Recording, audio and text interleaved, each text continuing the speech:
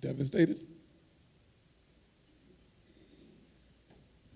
and thinking to myself that,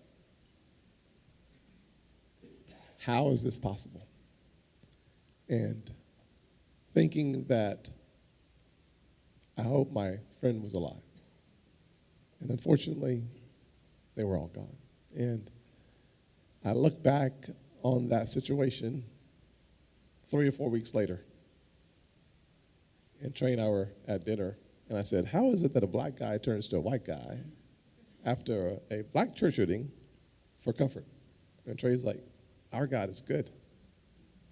That Romans 8:28, that all things work together for good for those who love God and are called according to his purpose. It was my lowest low and my highest high to see my state tackle the issue of race. The guy drove down to Charleston because it was the site of the Civil War, thinking that he could ignite a race war from Charleston again. And the entire state rose together, joined arms. We had like 20,000 people arm in arm on the big bridge we call it the Ravenel Bridge, and the greatest celebration of diversity broke out. And it precipitated a global response, and people stopped and said, what's different? And what was different was 9 family members said, we forgive you, to the killer, 36 hours after the murders. Every single family member walked into the video camera and looked the killer in the eyes and said, we love you. And with God, all things are possible. And I think about how devastated I was sitting there in my bed just trying to figure out how to get the next flight home to keep my community together. And I got this crazy-haired, white sock wearing, black suit wearing Trey Gowdy on the plane coming to my rescue. And you can't imagine how powerful it is to live in a country and to live in a state where the evolution of the human heart is so palpable that my state has made more advances in the last few years than we did in over a century on the issue of race. Now, we're not perfect. We still have the Clemson Tigers there. We're not perfect. I'm a Gamecock fan. I apologize for that. I apologize. God, well, you know I admit that. Okay, anyways. But we're making progress. We're making so much progress, and it's coming so much faster. And while it was, and it still is, just devastating, it was my highest high. Thank you for sharing that.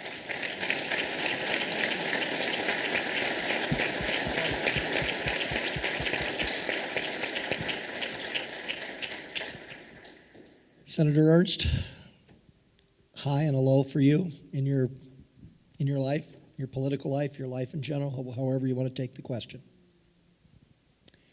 Gosh, my high and low is not as dramatic as that, and I would never want to dwell on a low that would be so insignificant compared to what my dear friend has been through.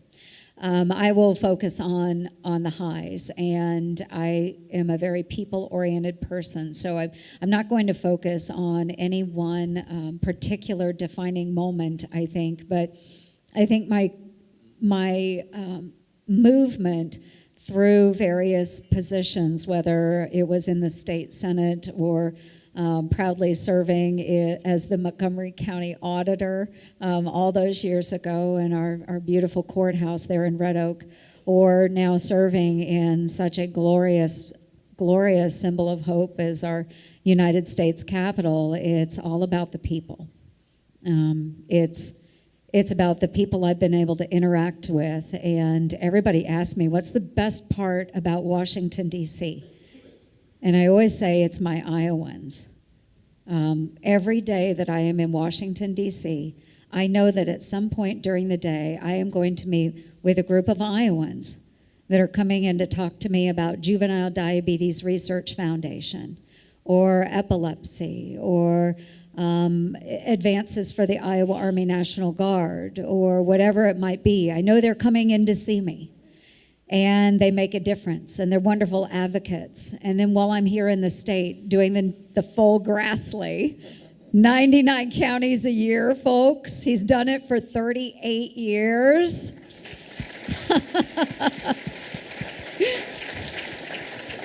But what I found, I have a couple senators out in D.C. They're always like, "Oh, Joni, when are you going to drop that? You know, when are you going to be able to stop that? You know?" And it's like, well, I don't think I ever could, but I don't think I would ever want to. Because traveling across the state has given me the opportunity to stop in communities that I probably wouldn't have ever been blessed to visit if I weren't doing the 99 county tour. And I'm really meeting remarkable people out there that are working very hard to better themselves and their families and their communities. And I'm finding that we have a lot of hidden gems all across the state.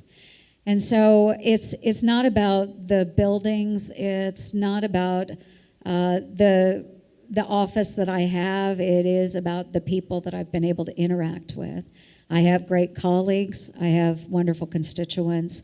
I am truly blessed in that manner, so thank you. Thank you.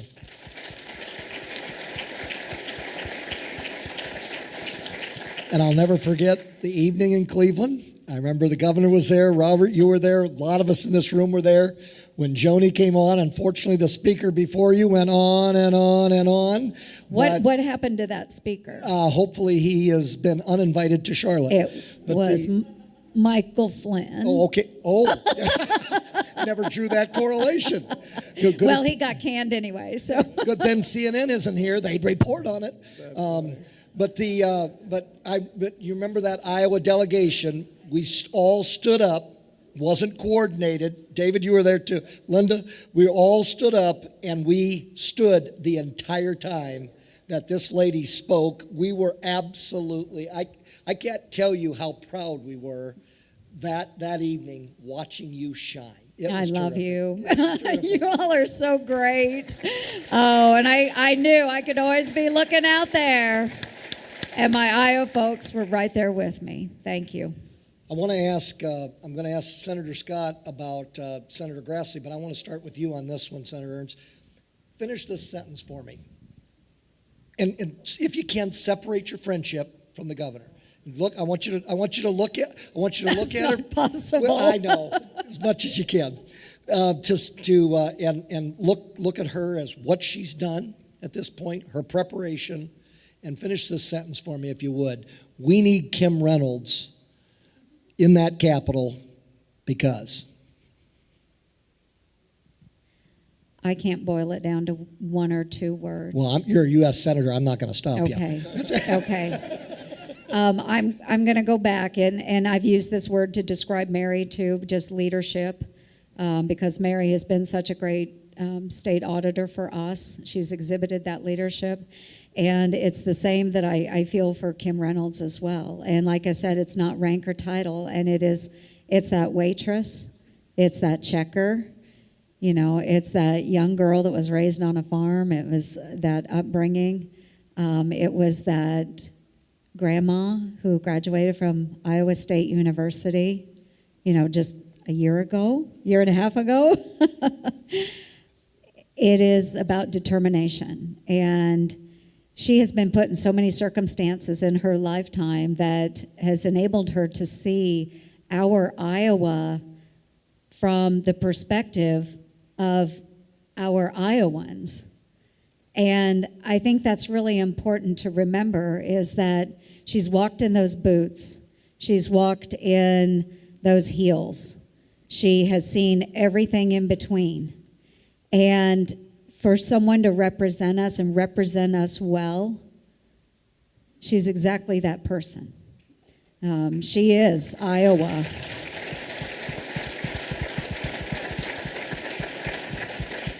And I tell you what, and I have known Kim for I'm not going to say a very long time. That'll date us.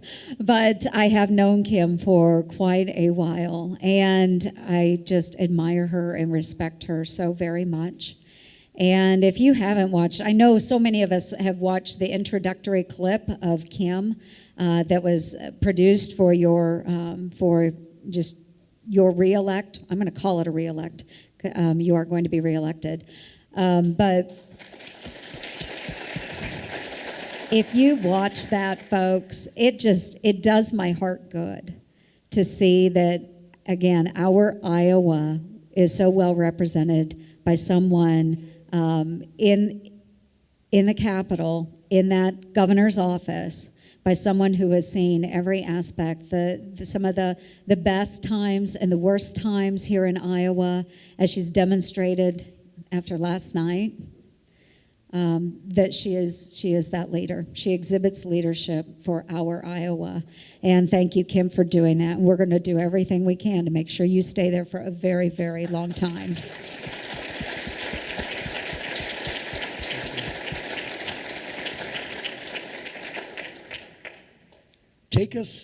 So Senator Grassley has just exited a group of senators. You're still amongst those senators. Senator Grassley, you visited with him a little bit. He's taken off now probably to run back home literally. Literally. Yeah. What are senators saying about Chuck Grassley? What do they say about our beloved legend behind those closed doors when Iowans can't hear? What are they saying about Chuck Grassley? So many things. Let me just give you three. One that's probably we all know that on his birthday he basically runs his age. Huh? I mean, literally, the man is in phenomenal condition. His mind is sharp as a tack. And what we talk about is how in the world does he do all the things he does and do it effortlessly. He's amazing. It's one thing we always say. Second thing we say, and please don't tell him I said this, he's a little frugal. Do y'all know that? Okay. The first fundraiser I ever attended for someone was for Senator Grassley. And as frugal as he is, Mrs. Grassley ain't no joke. They were literally talking about whether or not they should share the one breakfast because they didn't want to waste the money. And I was like, wow. And she was serious, right? And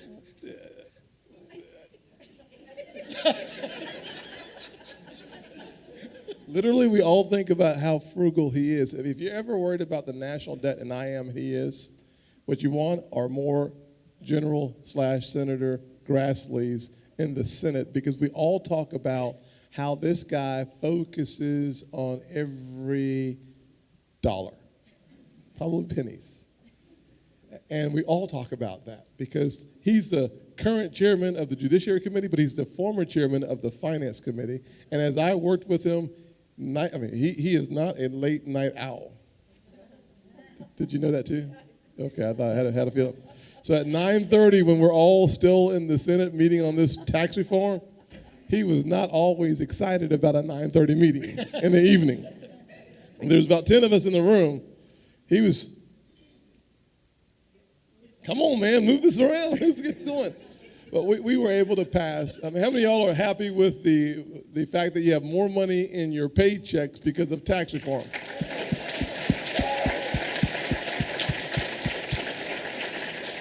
I was in the room with Senator Grassley, and we were all trying to cut taxes to get him home. Literally. So 90% of the W-2 wage earners got more money in their paycheck because Senator Grassley said, hurry up. He also understood and teaches us all the time that in order for us to reduce our national debt, we have to grow our economy. The way that we grow our economy is to reduce the impediments. The way that you reduce the impediments is to have lower taxes. Lower taxes, according to the fact to the curve, says that there's an inverse relationship with taxes and production. So you eliminate those impediments, your production goes up. The Laffer curve. This is what Senator General Grassley does to us all the time. He just does it right in your face, which is awesome. And then the third thing I would say about General Grassley is that I call him General. I can't help it. General Grassley is that his integrity is unblemished. How you spend as much time as he has in the public eye and remain as committed to his wife, his state, and this nation is something not just to respect, but to stand and applaud and ask the good Lord for however long you're in public service, may it look like that. Well said.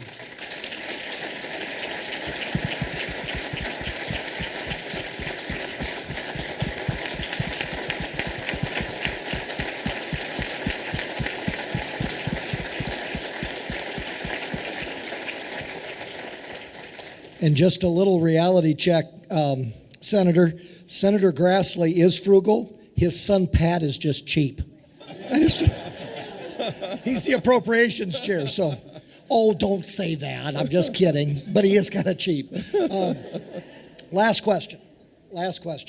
And you can take this wherever you want to take this. And we'll start with you, Senator Ernst, and we'll end with our special guest.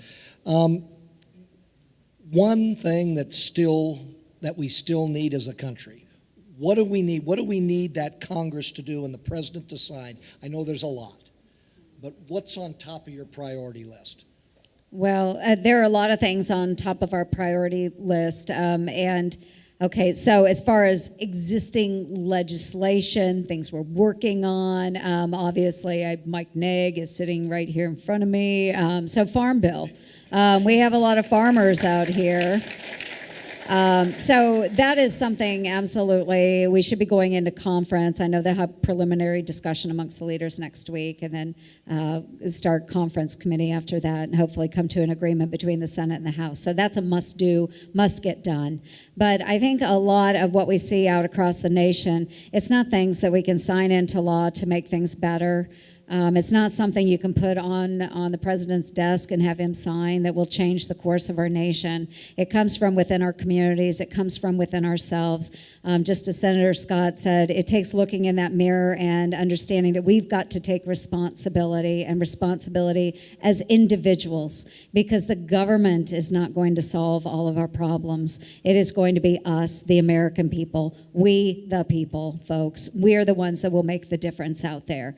So we really do have to figure out our way forward. And we've seen this path charted from centuries in the past. We are a great experiment here in the United States of America. Look at, we talked about socialism a little bit earlier, and where do those socialist countries go? You know, I would much rather go the way of the great American dream than fall the way of the socialist empires, right? So we, the people, are the ones that have to find our way forward, not the federal government, not the state government, but we, the people. That's what I think we need to do. Amen. Yes, sir. I'll give you one legislative vehicle that we should work on for the next couple of years, and then one social side. On the social side, it would be very important for us as a nation to be optimistic. Too often, we feel like we're not winning. The fake news has been the fake news and will be the fake news for decades to come. They've never actually been enamored with a conservative agenda as far as I can tell. So we ought not expect help.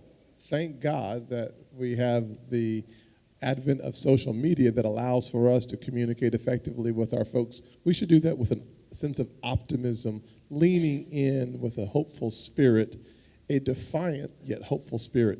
Second thing I'd say is that our world is not getting safer. The fact that we have more money this year than we have had in the last decade to fund our military is an absolutely essential component if we want to be the free, safe America that we've always been. From my perspective,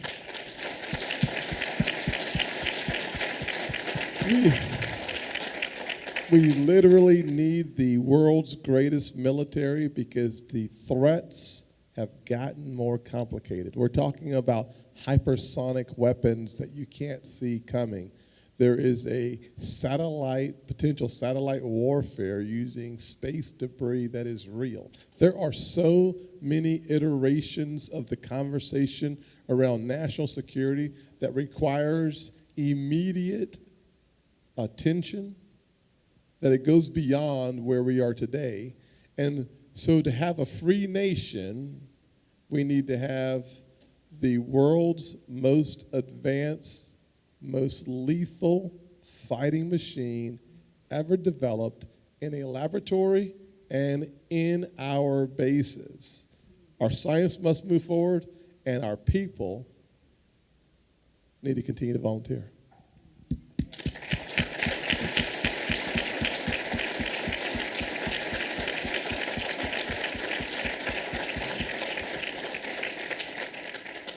Two quick announcements. Remember, Senator Scott will be signing books just outside, and then any of the House candidates, and Linda tells me if incumbents would like to come back, immediately after this, they will be, the leadership in the House will be back there to visit.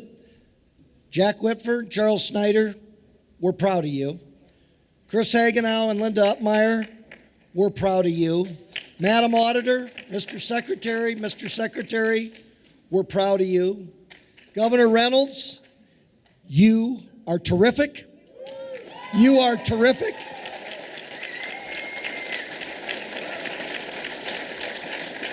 Senator Ernst, you are absolutely the best. You are a class act.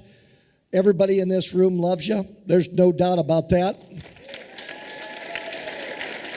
And for all of you out there, we get the microphones. I get to do what Senator Scott said I do. You are the strength. You're the strength. You're here on a Friday night, and I don't know about you, but I'm inspired by this guy. I'm ready to roll.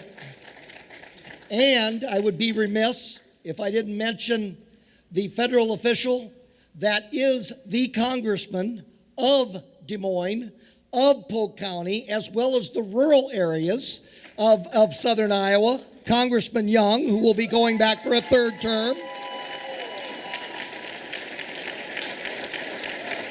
And finally, Senator Scott, honestly, I'm usually not a loss for words. I honestly don't know that I could put into a sentence the depth and the inspiration that you have given us tonight. I now know why Joni Ernst thinks you are absolutely terrific. I now know why Senator Grassley says the things that he does about you. You are a friend to them, and if you are a friend to Grassley and Ernst, you are a friend to this entire room. You have made a lot of friends this evening, and there's heartfelt friends. Thank you. Thanks for being here, and God bless you, sir.